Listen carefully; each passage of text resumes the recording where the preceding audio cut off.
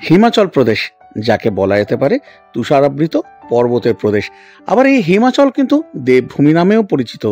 এই হিমাচলে দেখার অনেক সুন্দর সুন্দর জায়গা রয়েছে, কিন্তু হিমাচল বলতেই আপনার বা আমার চোখের সামনে যে জায়গাগুলোর কথা ভেসে ওঠে সেই জায়গাগুলো হলো সিমলা, কুলু, মানালি। আর আজ এই সিমলা, কুলু, মানালি নিয়েই গল্প আপনাদের সাথে করতে চলেছি। কিভাবে এই সিমলা, কুলু, মানালি যাবেন, কেমন খরচা রয়েছে, কোথায় থাকবেন, কেমন গাড়ি ভাড়া, কোথায় কোথায় ঘুরবেন, এই সব কিছু থাকবে আজকের পর্বে। তাহলে চলুন দেরি না করে আপনি আর আমি একসাথে বেরিয়ে পড়ি। কিন্তু একটা কথা তো আপনাকে বলাই হয়নি, আজকে কিন্তু আমরা শুধু সিমলা, কুলু, মানালিকে দেখব না, তার সাথে থাকবে হিমাচলের অপরূপ সুন্দর কাসলও। আর পরিচয় করাবো ট্যুর পিকার্সের সাথে, যারা আমাদের এই সিমলা, কুলু, মানালি ভ্রমণটাকে চিরস্মরণীয় করে দিয়েছে।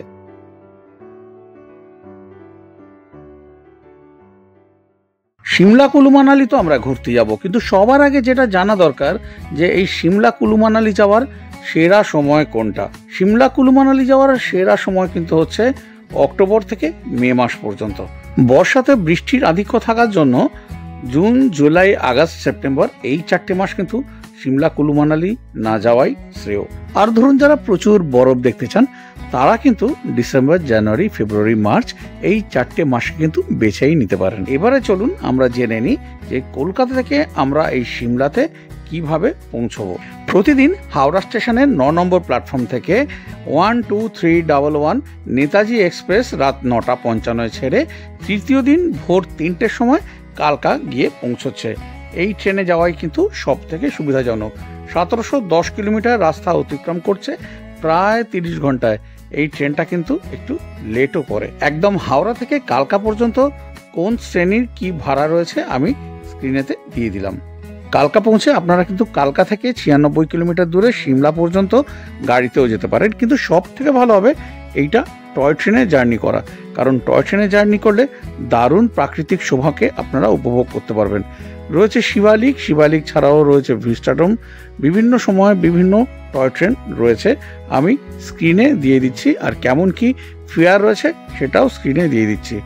অপরূপ প্রাকৃতিক সৌন্দর্যকে সাথে নিয়ে আপনারা মোটামুটি 5 থেকে 5.5 ঘন্টার মধ্যে পৌঁছে যেতে পারবেন একেবারে সিমলা টয় ট্রেন স্টেশন পর্যন্ত। আচ্ছা, আপনাদের কি মনে আছে আমি প্রথমেই বলেছিলাম আপনাদেরকে যে এবারে সিমলা, কাসল, কুল্লু, মানালি ট্যুরটা করেছিলাম আমরা ট্যুর পিকার্সের সাথে, আর ট্যুর পিকার্স দারুণভাবে আমাদেরকে ঘুরিয়েছিল।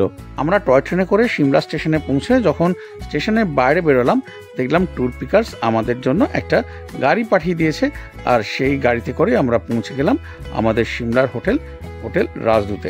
এবার বলি, যারা কালকা মেলে টিকিট পাবেন না তারা কি সিমলা যাবেন না? নিশ্চয়ই সিমলা যাবেন। তারা কিন্তু দিল্লি হয়ে যেতে পারেন। দিল্লিগামী যে কোনো ট্রেনে আপনারা দিল্লি পৌঁছে যান। কিছু ট্রেনের ডিটেল আমি স্ক্রিনেতে দিয়ে দিলাম, আর কেমন কি ফেয়ার হতে পারে সেই আইডিয়াও একটা আপনাদেরকে দিয়ে দিলাম।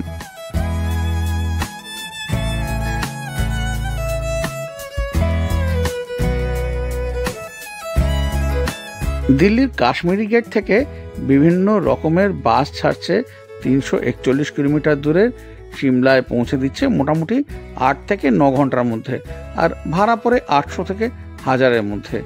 এর বাইরেও কিন্তু ভারতবর্ষের বিভিন্ন জায়গা থেকে প্লেন আসছে একদম এই দিল্লি এয়ারপোর্ট পর্যন্ত। প্লেনের ফেয়ার যেহেতু ডাইনামিক, যে কারণে দিনের চাহিদা অনুযায়ী প্লেনের ফেয়ার কমে আবার বেড়ে যায়। মোটামুটি 5800 টাকা থেকে এই ফেয়ার শুরু হয়। দিল্লি থেকে একেবারে সিমলা পর্যন্ত অ্যালায়েন্স এয়ারের প্রতিদিন সকাল 6:10-এ একটা ফ্লাইট ছাড়ে, আপনারা সেটাতে করে কিন্তু পৌঁছে যেতে পারেন একেবারে সিমলা এয়ারপোর্ট পর্যন্ত। আর যদি দিল্লি থেকে সিমলা পর্যন্ত আপনারা প্রাইভেট ক্যাব নিয়ে যেতে চান সেক্ষেত্রে গাড়ির তারতম্যে ভাড়া পড়বে 10 থেকে 12,000 পর্যন্ত। এছাড়া কলকাতা থেকে কিন্তু আপনারা ট্রেনে 1600 কিলোমিটার দূরের আম্বালা হয়েও পৌঁছে যেতে পারেন সিমলা। কলকাতা থেকে আম্বালা ক্যান্টনমেন্ট হয়ে কোন কোন ট্রেন যাচ্ছে ট্রেনের লিস্ট দিয়ে দিলাম, এবং তার কেমন কি ফেয়ার রয়েছে সেটাও দিয়ে দিলাম। এবারে আম্বালা পৌঁছে আপনারা বাসে করেও সিমলা পৌঁছে যেতে পারেন, সেক্ষেত্রে কিন্তু খুব সাধারণ মানের বাস রয়েছে। আর এর বাইরে আপনারা ক্যাব নিয়েও পৌঁছে যেতে পারেন সিমলা পর্যন্ত। সিমলাতে সিমলা ম্যাল থেকে কিছুটা দূরে ট্যুর পিকার্স আমাদেরকে হোটেল রাজদূতে রেখেছিল। হোটেলটা যেমন সুন্দর ছিল তেমন সেখানকার রান্নাবান্না এবং স্টাফেদের বিহেভিয়ারও কিন্তু খুবই ভালো ছিল। আর রুম তো দেখতেই পাচ্ছেন খুবই সুন্দর একটা রুম, যেখানে আমরা 2টো রাত কাটিয়েছিলাম। রুমটা যেমন সুন্দর ছিল আর রুম থেকে ততোধিক সুন্দর ভিউ ছিল। সিমলাতে আজ আমাদের প্রথম দিন। গাড়িতে করে কোথাও ঘোরার নেই, যা ঘুরতে হবে পায়ে হেঁটেই ঘুরতে হবে, যে কারণে তাড়াতাড়ি করে আমরা লাঞ্চ সেরে বেরিয়ে পড়লাম। প্রথমে চলে গেছিলাম একেবারে জাগ্রত কালী মন্দিরে, তারপর গিয়ে হাজির হয়েছিলাম সিমলার বিখ্যাত মেলে। বিখ্যাত এই সিমলা কালীবাড়ি এবং জাগ্রতও বটে। সিমলাতে গিয়ে যদি এই সিমলা কালীবাড়িতে না যান তাহলে সিমলা ভ্রমণই একেবারে বৃথা। এই সিমলা কালীবাড়িতে যেমন মায়ের মন্দির রয়েছে, আবার দেবাদিদেব মহাদেবও কিন্তু বিরাজ করছেন। কালী মন্দির দেখে চলে আসুন একেবারে এই সিমলা মেলেতে। ভারতবর্ষে যত ম্যাল রয়েছে তার মধ্যে সব থেকে সুন্দর এই সিমলা ম্যাল রয়েছে। দারুণ এক চার্চ। এই সব কিছু পায়ে হেঁটে ঘুরে দেখুন। অনেক খাবারেরও দোকান রয়েছে, সেখান থেকে আপনারা আপনাদের পছন্দ মতো খাওয়া দাওয়া করতে পারেন, ঘোড়ায় চড়ে নিতে পারেন, আরও অনেক কিছুই করে নিতে পারেন। প্রতি বছর শুধু ভারতবর্ষ নয়, ভারতবর্ষের বাইরে থেকেও বহু মানুষ আসেন এই সিমলা কুলু মানালিতে। আর এই সিমলার ম্যাল থেকে সূর্যাস্তের যে কি প্রাকৃতিক সৌন্দর্য, সে আপনারা নিজে চোখে না দেখলে বুঝতে পারবেন না।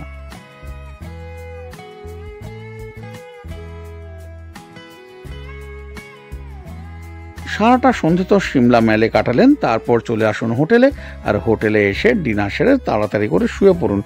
কালকে সিমলাতে আমাদের দ্বিতীয় দিন। কালকে আমরা সিমলার যে লোকাল সাইট সিন রয়েছে সেগুলো দেখতে যাব। সিমলায় দ্বিতীয় দিন সকালে সাইট সিন করতে বেরিয়ে আমরা প্রথমেই চলে গেলাম বিখ্যাত জাখু টেম্পলেতে, মানে জাখু মন্দির।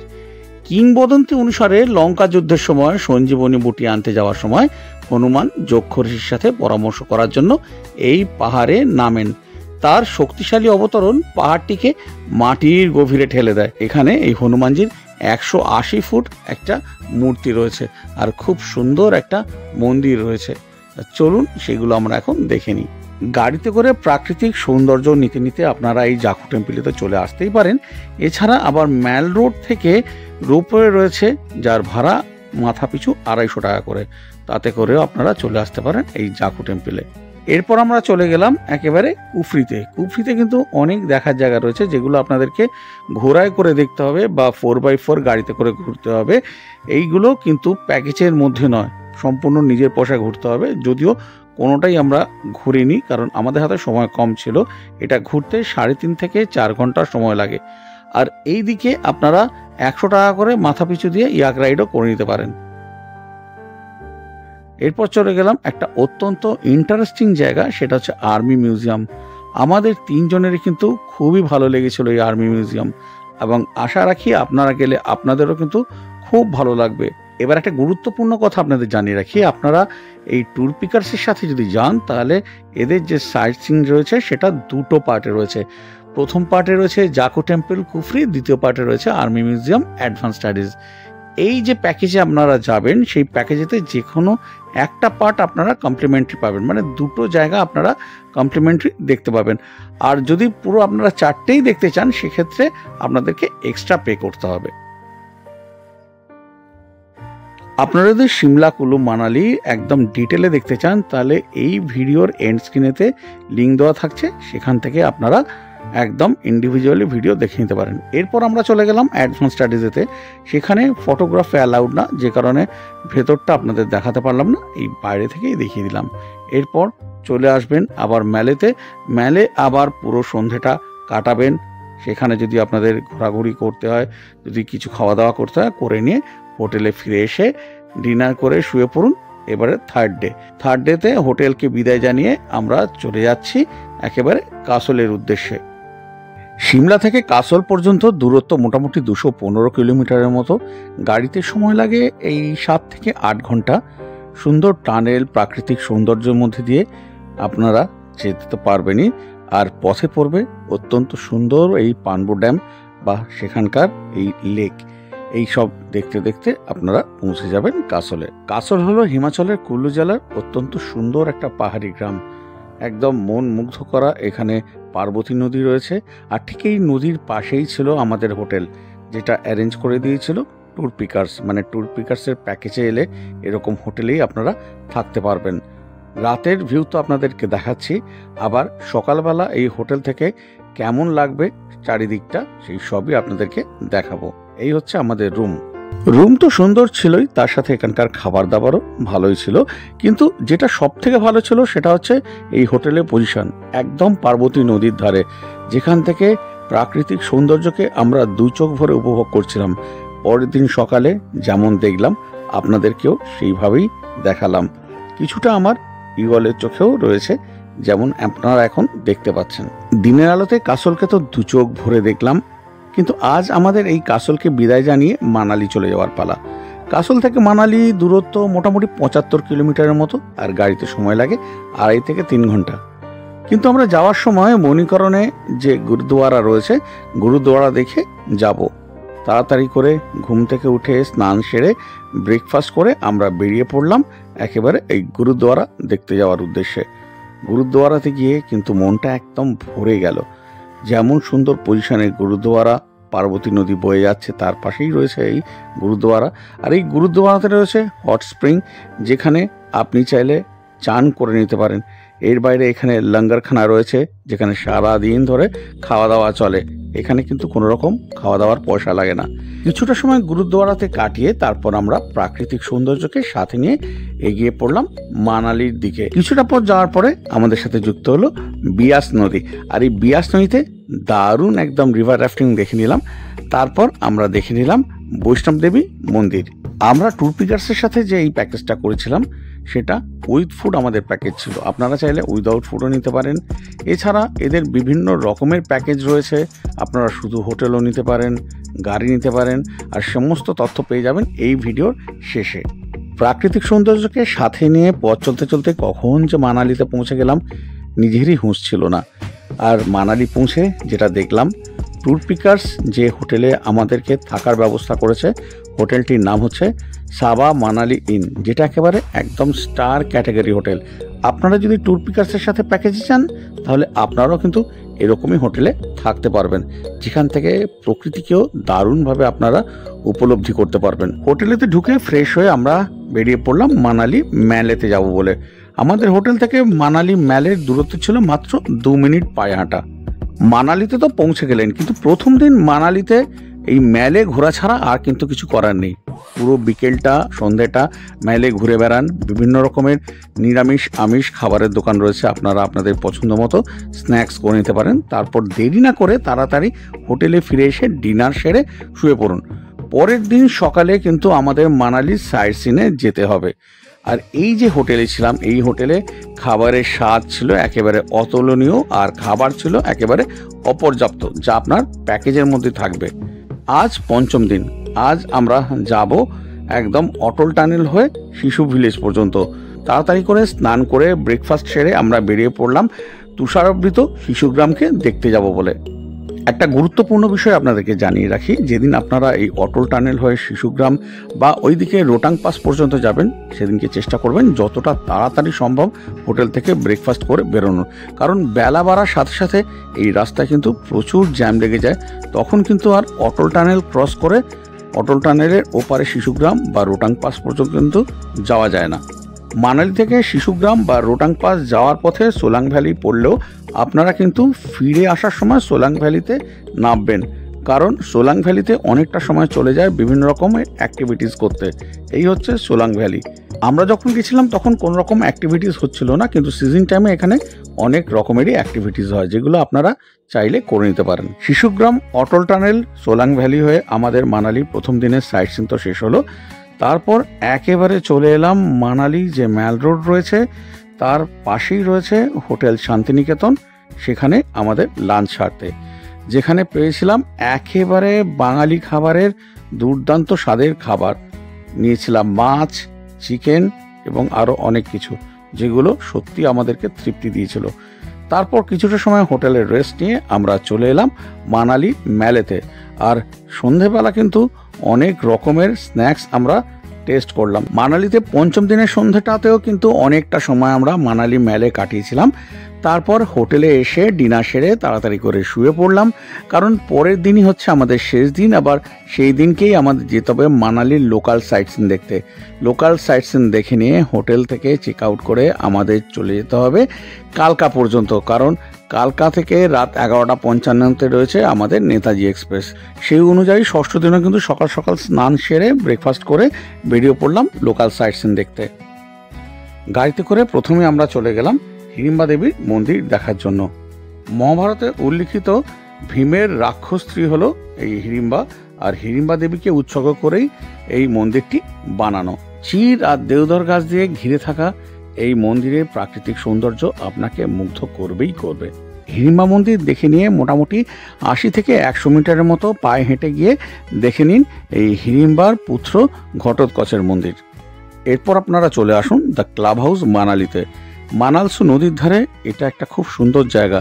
এই মানালসু নদীর ওপরে অনেক রকম ওয়াটার অ্যাক্টিভিটিস হয়। এছাড়াও রয়েছে এখানে বিভিন্ন রকম গেমসের ব্যবস্থা রয়েছে, জামা কাপড়ের দোকান, এখান থেকে আপনারা গার্মেন্টস কিনে নিতে পারেন। বাচ্চাদের বিনোদনেরও কিন্তু অনেক রকমের ব্যবস্থা রয়েছে। এখানে বেশ কিছুটা সময় কিন্তু আপনারা কাটিয়ে নিতে পারেন।